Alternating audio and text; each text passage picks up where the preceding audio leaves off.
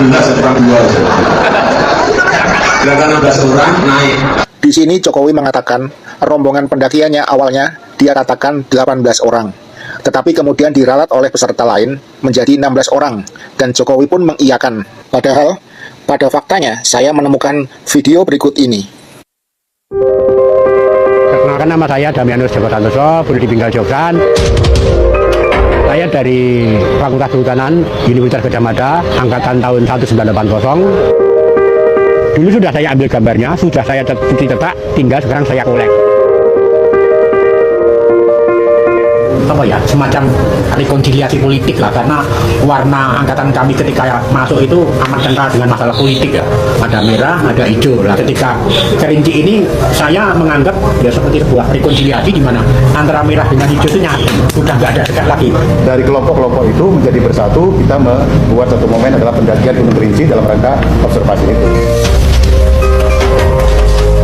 Angkatan 80 itu sebetulnya yang akhirnya mencairkan suatu suasana. Kita ingin suatu kelompok tidak terkotak-kotak, yang lebih ramah, lalu tidak ada permasalahan konflik-konflik yang merugikan kita sendiri kadang-kadang itu loh. Ke Kerinci itu yang punya gagasan pertama kali itu Otak Santoso. Ya Jogja itu Dalidul yang ngundang itu loh, itu dia itu. Nah, karena iming-imingnya kita nanti mau naik Hercules, dan pesawatnya kayak apa ya? Rencana semula meleset mau pakai Hercules tanpa bayar dan sebagainya, akhirnya kita berangkatnya itu naik mobil-mobil bis itu antar lintas Sumatera ya, salah itu kan. Ya, yang saya ingat itu hari Senin setelah dana terkumpul, saya itu ngomong di parkir atau kantin. Besok udah Kerinci, saya sing melu, tak tutup dino ini. Udah itu aja, ngomong itu aja. Pas ketika kami berangkat kuliah, itulah hari perdana kita kuliah semester 5. Harusnya kuliah, tapi 2 minggu kami pergi ngacir atau ya naik Gunung Kerinci sampai kurang lebih 2 minggu. Pada saat itu sih bilangnya udah mantap, tapi kalau dibandingkan dengan yang sekarang, kayaknya cuma modal nekat. Bonek bener, aja bener nekat dok. Yang ikut pecinta alam itu, duitnya pas-pasan kabeh. 12 orang sampai puncak, karena yang satu pada Ketinggian 3 ribuan nggak kuat, ada kanan. Nah, di sini bisa kita dengarkan penjelasan bahwa jumlah rombongan ekspedisi Gunung Kerinci dari Mapala Silvagama hanya berjumlah 13 orang, bukan 18 atau 16 orang. Jadi, siapakah yang berbohong? Jokowi atau orang-orang dalam video ini?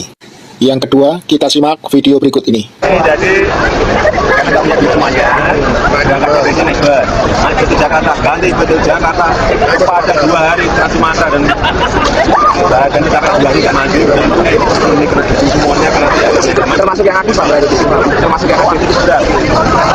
Kalau tempat tiga terus kalau naik Padang, nginep dari dan naik lagi ke Sungai Pertiwi, ke Dewo, semua Sungai Pertiwi itu nginep lagi persiapan untuk asar. Dalam video ini, jelas Jokowi mengatakan bahwa dari Jakarta, rombongan menuju Padang, dan setelah menginap sehari, mereka melanjutkan perjalanan ke Kersiktuwo yang kemudian bersiap untuk mendaki Gunung Kerinci. Perlu saya jelaskan bahwa jalur pendakian ke Gunung Kerinci itu memang ada 2. Pertama melalui Kersiktuwo, Kecamatan Kayu Aro, Kabupaten Kerinci, dan melalui Solok Selatan, Sumatera Barat. Pendakian melalui Kersiktuwo menjadi idola para pendaki karena jalurnya landai dan praktis lebih aman daripada melalui Solok Selatan yang jalurnya cukup membahayakan para pendaki karena medannya masih sangat terjal. Nah, untuk mengecek apakah Jokowi berbohong lagi terhadap pengakuannya yang berikut ini, maka marilah kita simak video yang satu ini. Bapak Ibu sekalian yang saya hormati, saya cerita sedikit. Jadi tahun 1983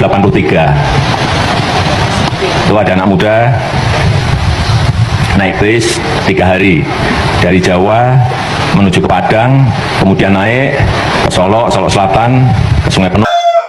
Oke, selamat datang kembali di channel ini teman-teman semua. Kembali lagi bersama saya di channel Aranet TV. Teman-teman, di sini kita lihat tadi cuplikan video yang sangat begitu menarik tentang permasalahan kasus ijazah palsu Joko Widodo. Jadi teman-teman, di sini kita lanjutkan. Namun sebelumnya dulu kita lihat apa yang menjadi komentar-komentar dan tanggapan-tanggapan dari para netizen tentang cuplikan video tersebut. Di sini teman-teman disampaikan, siapa Joko Dok dibelain beratnya dijagain termul-termulnya. Kemudian di sini proses dan adili Jokowi dan menteri-menteri yang terlibat dalam kejahatan dan ketidakjujuran baru adem ayem dan makmur. Kemudian teman-teman di sini jangan keras-keras Pak, takutnya otak termul yang somplak makin hancur. Jangan biarkan termul sadar diri sadar jadi penjilat. Kemudian di sini teman-teman, kebenaran akan menemukan jalannya sendiri. Jadi sangat memalukan dunia, negara sebesar Indonesia menyelesaikan kasus ijazah saja tidak bisa ya. Nah, kemudian di sini disampaikan pantesan negara tambah amburadul selama 10 tahun dia jadi presiden ya. Jadi sehebat apapun kalau aturan dilanggar lambat laun akan tumbang juga ya. Nah, kita lanjutkan di sini teman-teman. Nah, ini seharusnya seluruh mahasiswa sebab berapa tahun waktu, berapa banyak uang yang dikeluarkan untuk mendapatkan satu ilmu dan keahlian yang dibuktikan dengan ijazah. Ya, syuk kita suarakan supaya ijazah aslinya keluarkan, kalau tidak punya katakan tidak punya. Nah, kepolisian harus berani melepas Jokowi. Sudah tinggalkan saja agar kepolisian memang netral, bebas dari hal-hal yang namanya hal-hal yang buruk, hal-hal yang negatif. Nah, kemudian dilanjutkan di sini teman-teman. Pak Presiden cuma 1 kali bertindak, selesai ini persoalan bangsa. Nah, artinya teman-teman di sini netizen memberikan suatu tanggapan di sini ataupun komentar. Jika seandainya yang bertindak di sini ataupun yang mengambil keputusan Bapak Presiden Prabowo, maka cuma 1 kali bertindak, maka kasus ini ataupun persoalan bangsa ini maka akan cepat untuk diselesaikan ya. Kemudian di sini memang betul palsu, punya uang hukum, parcok dikuasai. Mudah-mudahan Allah murka. Nah, kemudian di sini kerja wali kota Solo dulu dan banyak surat-surat lainnya yang tanda tangan. Pasti banyak wali kota dan di situ ditulis nama lengkap dan gelar kesarjanaannya secara jelas. Jadi tidak sulit seharusnya bila benar waktu itu gelarnya DRS dan bukan IR. Jelas ijazah Jokowi bermasalah alias palsu, maka harus dikenakan sanksi yang berlaku.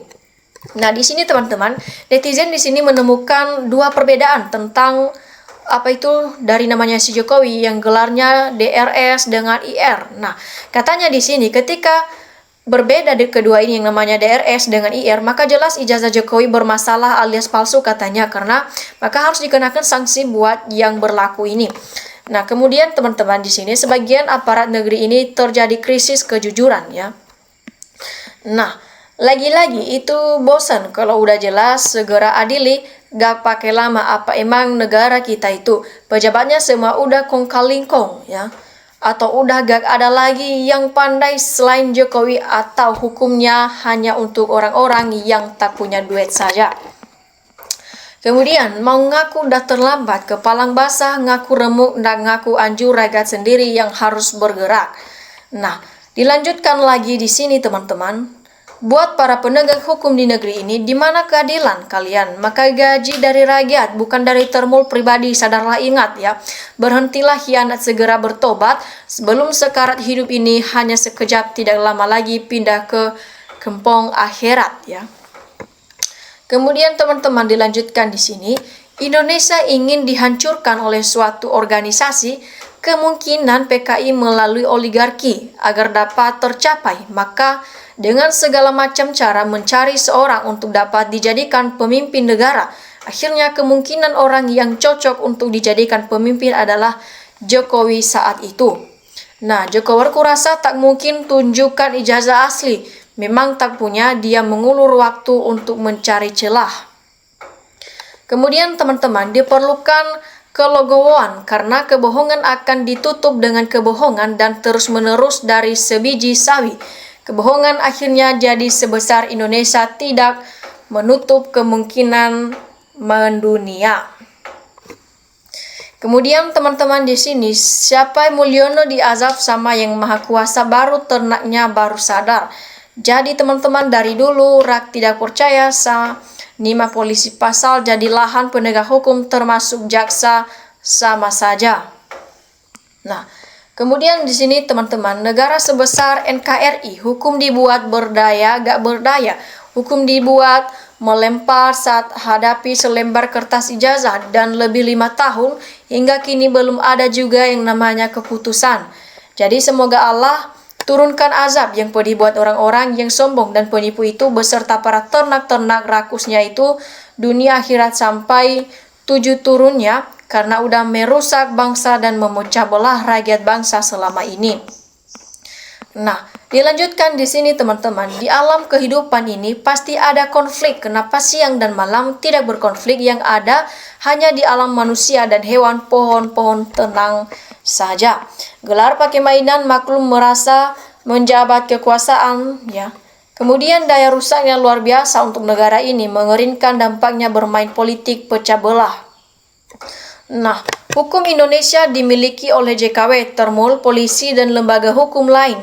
Polisi hanya cari muka, ngajar pencuri sepeda HP, pencuri di Indomart, di pasar, ya.